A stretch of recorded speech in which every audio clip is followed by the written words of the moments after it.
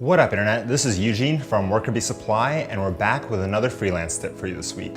This one comes submitted from our Instagram page, and it was submitted by Christina S. Photo. And she asks, how do you build trust, or whatever it is that works, so people actually hire you as a somewhat emergent creative who doesn't have a huge network yet? This is a great question. When we think about trust and clients trusting you, I often think about it in terms of credibility. So how do you project that you're a credible person? How do you prove credibility? And what are the things that you can do to impact your client's opinion or your potential client's opinion of how credible you are? So that's what we'll be discussing in today's video. Let's get to it. So building credibility early on involves doing things that will make people think you're more credible. I know it sounds a little simplistic, but it really is that easy. So as a freelancer, there's a few things that people will look at. They will look at your portfolio, your past clients, how you talk online, whether you've won any awards or things like that, what people who have worked with you say about you, and also like how you package all of your services, you know? And then finally, like you yourself, how you talk to them. Let's go through those and take a look at them one at a time. So first of all is your portfolio. A lot of people struggle because they don't have a big portfolio and they feel like their work isn't good enough. Unfortunately, the only way to get past this is to do a lot more work. We really encourage you to do personal projects that will create the type of work you want to see in your portfolio and the type of work you want to get hired for. You know, if you're showing work that isn't the kind of work you're going to get hired for, you won't get hired for that work because you don't have any credibility within that realm. Next is word of mouth. So what are the people who have worked with you or know you are saying about you? You know, are they talking about how awesome you are and how easy it is to work with you? Are they talking about what a pain in the ass you are and how it was such a drag to work with you? A lot of times people won't say the negative things to you directly, but they definitely will say them to other people.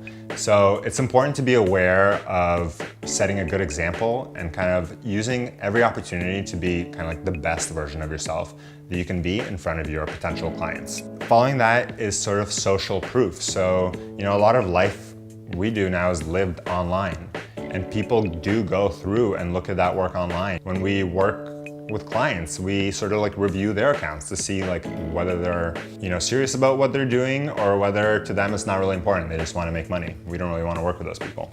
And then finally, awards sometimes can lend people credibility.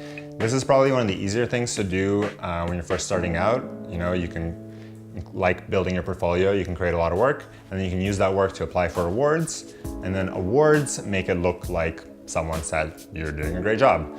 So we used to apply for a lot more awards when we were starting out. Now we've sort of almost totally stopped because it's not really a good use of time after a while.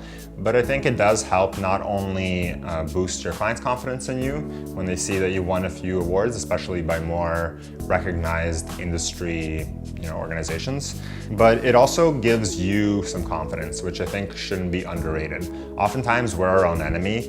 We are actually good enough to do the work that's being asked of us, but we sort of self-sabotage. And winning a few awards can really boost your confidence, and having someone else say that you're doing a good job can really change how you talk to your clients. And I think that is my sort of final thing, is how you directly engage with your clients. One thing is confidence. You know, when you come into a meeting, do you have a plan? Or are you sort of, oh, like what do we need to do? How are we gonna do this? Or you're like, okay, this is how we work. Step one is we're gonna do this. Step two, we're gonna deliver this for you. This is what we think you need.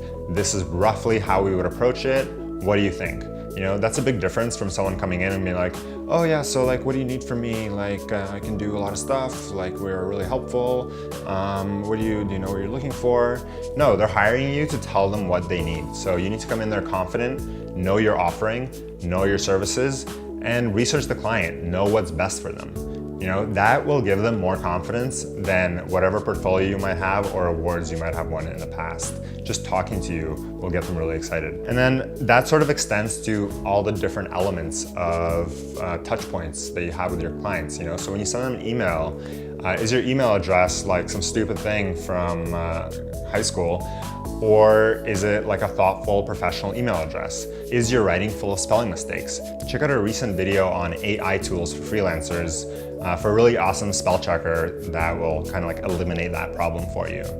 And also things like your business card, your logo. These things aren't super important in the grand scheme of things, but they really reflect you as a freelancer. Then there's things that people do that just destroy their credibility. And I think this is the most frustrating thing. So before you start going out and trying to like actively improve, make yourself look credible, make sure you're not doing any of these things. The biggest one for me is people saying dumb things on social media, frankly. Like, don't have this sort of like dopey persona of like, I don't know what I'm doing. Like, oh, look, I broke my gear because I don't know what's happening.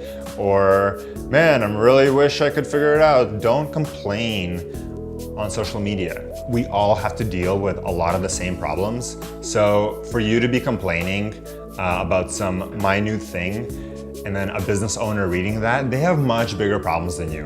And that just shows that you haven't been working in the industry enough to realize that those aren't unique problems to you.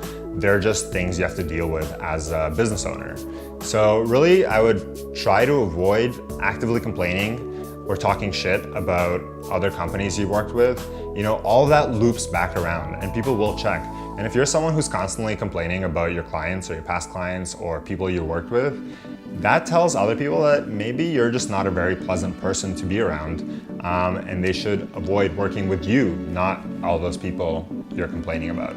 Because nobody wants to be the person who gets complained about, right? So I don't want someone to work with me and then for whatever reason they might have not their best experience and then go online and start complaining. So that's definitely something to avoid. And finally, just be nice to everyone. It doesn't matter how young they are, old they are, how experienced, unexperienced.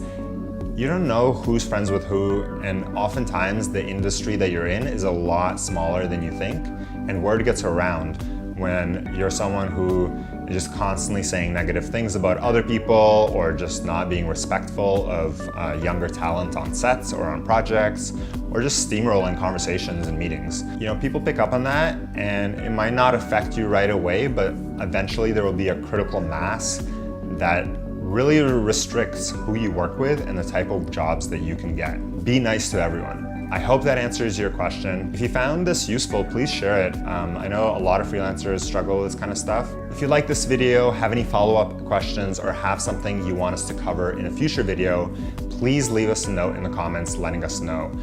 We'll happily answer your question best we can there, but we'll also, for things that require a little longer or that many people can benefit from, we'll make one of these videos. I hope you enjoyed this one. Thank you, Christina's photo, for asking the question.